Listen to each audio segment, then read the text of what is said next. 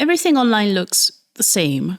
Log into any social media app and you're met with the same minimalist design language. The color palettes are always the same handful. White background, black text. Flip it for dark mode if you'd rather not get flashbanged at night. And one accent color, quietly reminding you of who's in charge. Blue for Twitter, Blue Sky, LinkedIn, Facebook. Red for YouTube, Pinterest, Quora, Douyin. It's like every platform was designed by the same committee of UX specialists, all wearing identical beige turtlenecks. It's no surprise that we've seen an explosion of early internet aesthetics lately.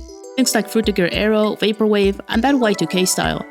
I've seen people lose their minds over iOS bringing in translucent icons. A lot of people now look back at the early internet for contrast. They remember the glittery GIFs, the marquee text, pages that blasted music the second you opened them. Fonts that were, let's say, creatively unreadable. From GeoCities to old YouTube to classic DeviantArt, you'd visit someone's vlog and you'd know you were in their space. Nothing like the sterile showrooms we scroll through today. You can see that nostalgia bait everywhere, people claiming the internet has lost its soul. Not gonna lie though, I unapologetically eat that stuff up like it's boomer maxi roll. Or should I say, Gen Z maxi roll? Many people say that the internet's no longer chaotic or weird or human, that there's no room for mess anymore. Just a well-oiled feed of optimized content gently guiding your attention from one square box to the next. Actually, this whole video was partly inspired by one from Curtis Gunner. There's a specific section in that video where he compares the old versus the new website for Panic at the Disco. So fun, man. Looks like shit, but it's so fun. It's a great example of just how much personality websites used to have and how much they've flattened over time. But this won't be a video about bringing back custom HTML. Oh, believe me, I'd love to see those beautiful abominations as much as the next guy, but we're not here to campaign for autoplay MIDI files or sparkly mouse trails. Oh, look at this, it's so cute! And you probably already know part of the answer for their disappearance. It's easy to see why color is disappearing in other areas, like physical products or Hollywood movies. Mass-producing neutral designs is cheaper. It saves time and money when you can crank out thousands of units of the same sad beige ball pit, instead of switching machines for 10 different colors. In movies, it's easier to hide bad CGI under a thick grey filter than to spend time on proper lighting and cinematography. But with the internet, it's harder to pinpoint why so many websites and social media platforms are so sterile. And just to be clear, I'm mostly talking about the big corporations, the ones that already have the resources to invest in creative UI and basically own the majority of the internet at this point. The cost of digital assets is much lower, yet somehow all social media apps still look the same. If all this uniformity isn't about cost, then what is it about?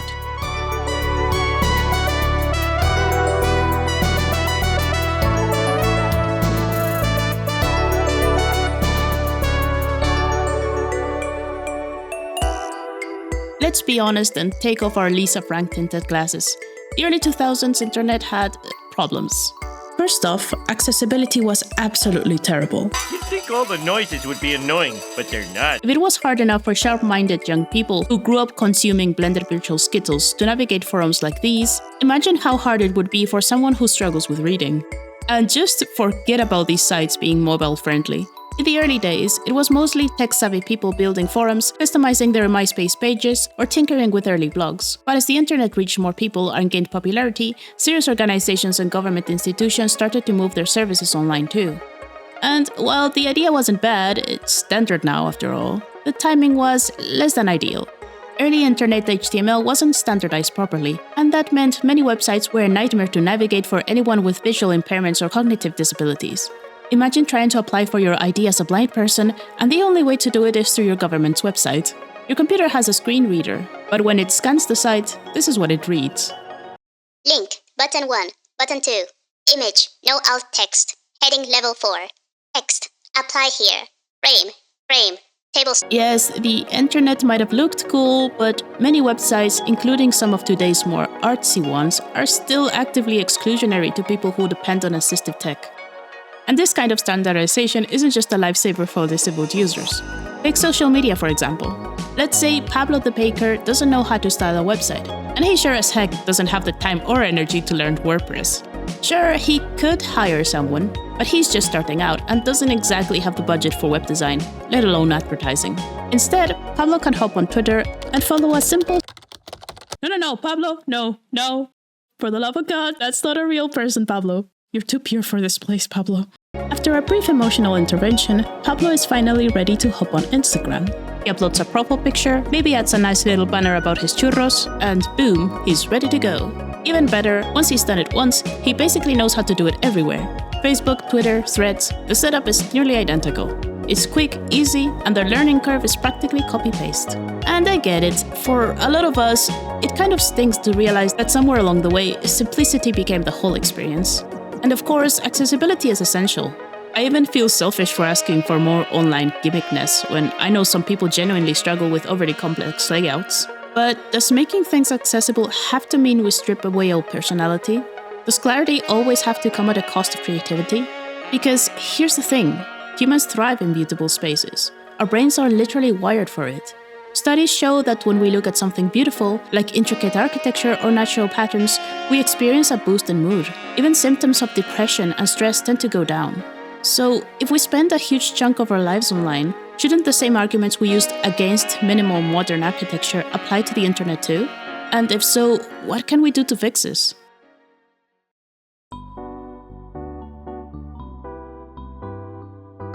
Color might seem like a small thing, but it matters.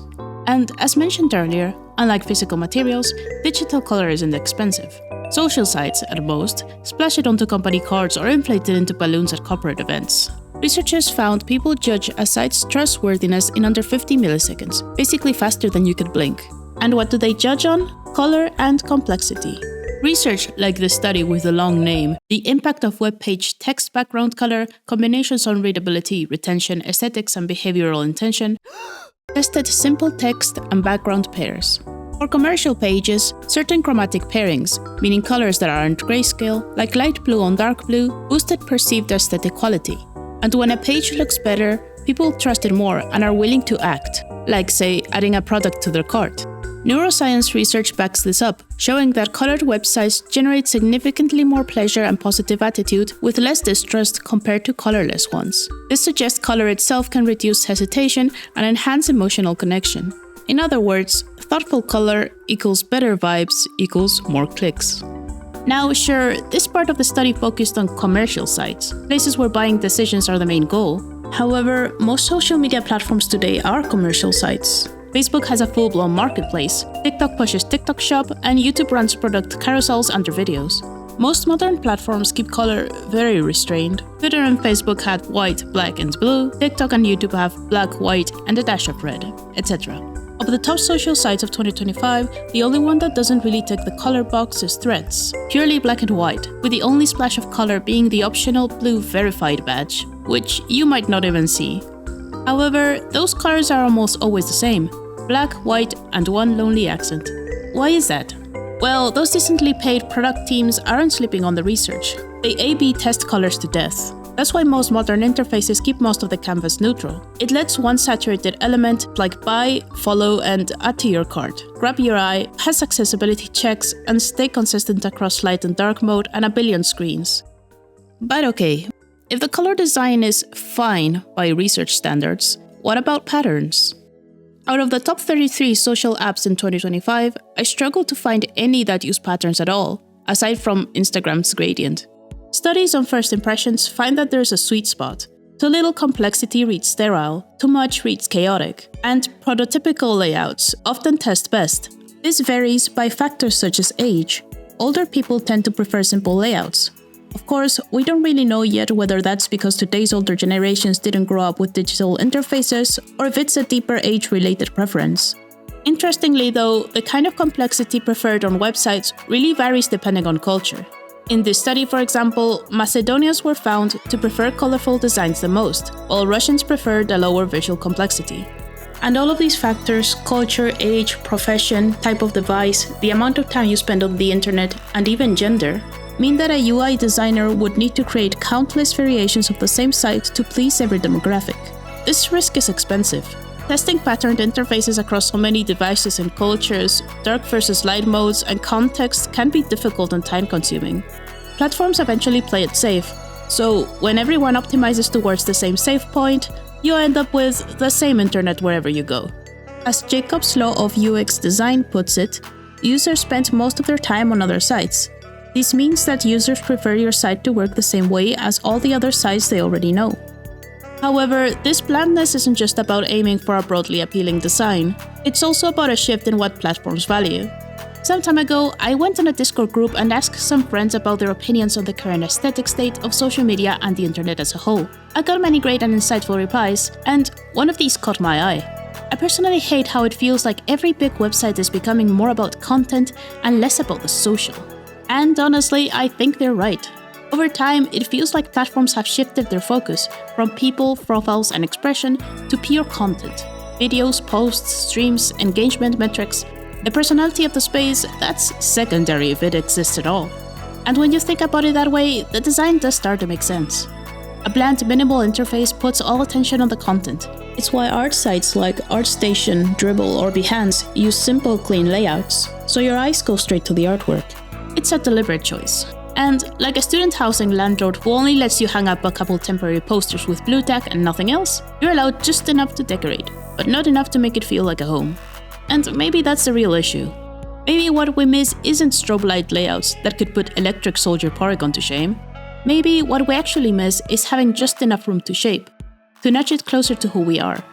Maybe we miss having a bit more agency.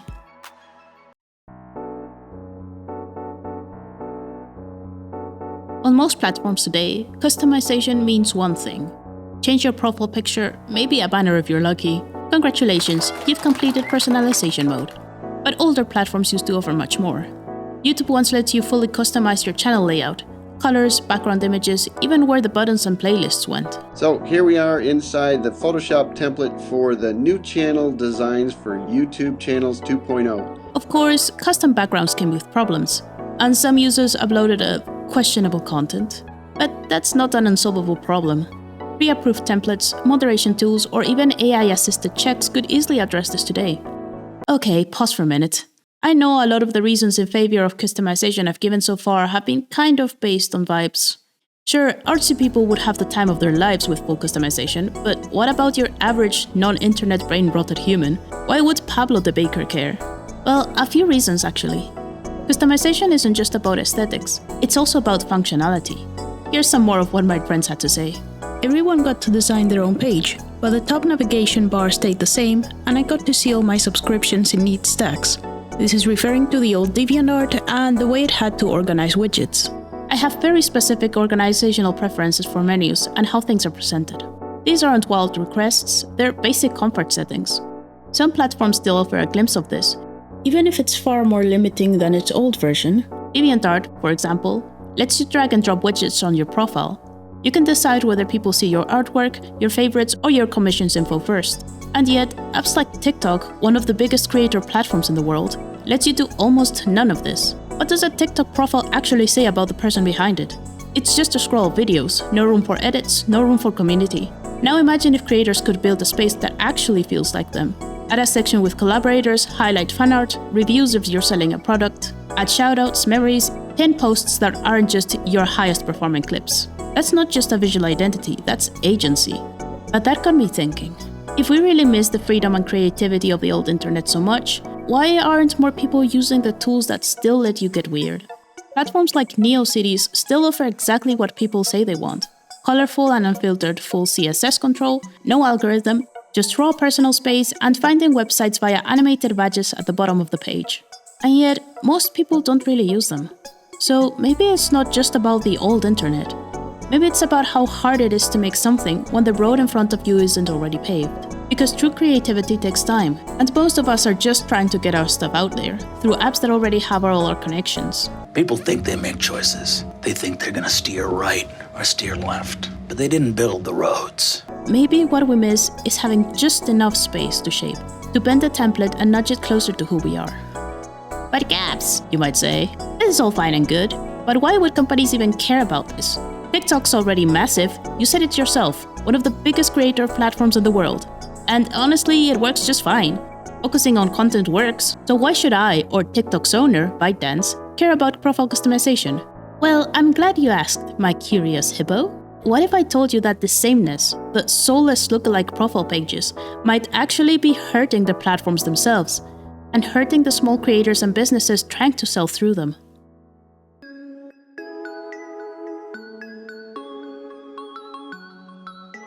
let's compare YouTube and Instagram first. YouTube has slightly more users than Instagram, but both rank among the top global platforms as of 2025. YouTube, launched in 2005, has long been known as a place to build community. Its structure, with channels, playlists, and comments, helps creators grow loyal fan bases and long-term engagement. Over time, integrations like Shopify and affiliate tools made it a natural home for product recommendations, many of which coming from direct creator endorsements. Instagram, launched in 2010, is a little different. It's built for discovery and impulse. Product tags, shops, and reels make it the perfect space for quick product integration because the buying rails live inside the app. The focus is less on creator channels and more on the endlessly refreshing feed, closer in spirit to apps like TikTok than to YouTube. The reason I'm comparing these two is precisely because of their different content formats. Instagram's endless scrolling feed may make parasocial bonds with creators feel shallower.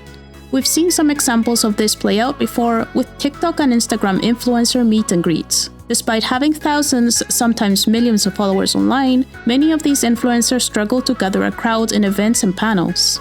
And if that's happening to creators with massive followings, imagine how much harder it is for small businesses trying to attract attention or build a community of their own. That said, for flashy campaigns, where you need to get an ad or a product out fast and maybe even go viral, short-form apps like Instagram or TikTok are a great option, as they're great at spreading content quickly. However, if you're in it for the long run and aim to build trust and loyalty, maybe you should consider the following. A joint study by the Boston Consulting Group and Google found that viewers are 1.7 times more likely to say YouTube made them consider a brand, and 1.6 times more likely to say it pushed them to buy compared to other social platforms. Research firm Kantar ran their own studies and found the following. YouTube sponsorships boosted unaided brand awareness by 27.6% and drove purchase intent more than 2.5 times higher than rival platforms. In other words, when a brand sponsors a YouTube creator, way more people remember that brand without being prompted. Those same sponsorships also make people like the brand more and want to buy it more. 82% of US viewers say YouTube has the most trustworthy creators, and 83% says it's the most trustworthy place for creator content, way above the social media average of 67% across apps like Instagram, TikTok, Facebook, and Snapchat. Some suggest that this is because YouTube feels more active. Users usually go there with intent, and often watching long-form content from creators they already follow. That builds stronger parasocial bonds. Therefore, when those creators recommend a product, their audience is more receptive because the trust is already there. In other words, it seems like platforms that center creators and give them stable spaces to build communities also foster more trust. That trust doesn't just help creators, it helps viewers, who get more quality content, and it helps brands, who can get more quality exposure. Multiple surveys back this up, showing that creators with a clear, authentic identity drive stronger brand outcomes than generic influencers. And what better way to foster identity than with more tools for customization? Alright, let's try a more apples-to-apples comparison, because YouTube and Instagram are still two very different platforms. If we want to see what happens when a platform actually leans into customization, there's a very good place to look. Tumblr. Yes, that Tumblr. Tumblr, from its launch in 2007 all the way to today, allows users to genuinely customize their pages. Themes, layouts, colors, fonts, profiles can look very different from one another. On top of that, there are tons of options for self-expression, both free and paid. It's not as widely used as platforms as Facebook and Twitter, but it is quietly growing in popularity with Gen Z, and it's always been a place focused more on community than virality. Most of the content is text and image-based, like Facebook and Twitter, and, like those platforms, Tumblr supports small-scale advertising and brand placements. On Tumblr, sponsored posts come from a brand's own blog. You'll see them in your dashboard like any post, but a click-through will often land you on a fully themable space. In practice, advertising here isn't just buying an impression, it incentivizes advertisers to get creative and put in the effort to build a little world that fits Tumblr's culture. For example, in 2013, when Apple used the platform to launch the iPhone 5C, their IC5C Tumblr site was covered in colorful tiles representing the iPhone's case colors. Each color opened to a playful video snippet and animation that complemented Tumblr's visual culture. Also in 2013, when the Monsters University film launched, Disney created a Tumblr blog, MU Grumbler, curated as if written by a student at the school itself. It posted memes, GIFs, character photos, and inside joke content. So, how does this sort of advertising perform? Take FX, the TV network. #not sponsored. I wish. For our new show launch in 2015, they spun a themed Tumblr presence and posted Tumblr native formats. Followers jumped 86%. Engagement beat industry benchmarks, and most exposed users reported the ads as fun and engaging, and many went on to look up the brand. Fast forward to 2021. Manscaped, the shaving company, built a custom Tumblr hub and leaned into Tumblr native posts. Compared to their Instagram and Twitter efforts, Tumblr gave them way better returns. In fact, they spent half as much money on Tumblr ads compared to the year before on other platforms, yet brought in more than 5 times the revenue. Tumblr ads worked unusually well, and a big part of that came from the platform's culture of customization. Even back in 2014, analysts noted that Tumblr gave marketeers far more storytelling tools than other platforms. Now, sure, these are just a handful of examples, and some are almost 10 years old at this point. However, they still matter, because at the time, Tumblr was still tiny compared to other social platforms. It consistently punched above its weight. By 2014, Tumblr was already ranking second highest in revenue per visit of any social network, even though its users didn't have that much purchasing power. Yes, the brands in question were probably putting in extra effort to appeal to the audience, but that's the point. The ads worked because they adapted to the platform and its culture. Tumblr even has a premium theme marketplace. That marketplace alone shows how much Tumblr treats customization as an economic engine, not a liability. More importantly, Tumblr separates those custom themes from the main social feed. The shared dashboard stays simple and accessible, while each creator's blog can look completely different, letting them tailor their space to their audience without breaking the platform's usability. This helps reduce the earlier discussed problem of different demographics preferring different levels of design complexity. So if it works so well, why don't more companies use Tumblr? Not that anyone wants Tumblr flooded with more corporate ads. Well, the answer is simple: scale.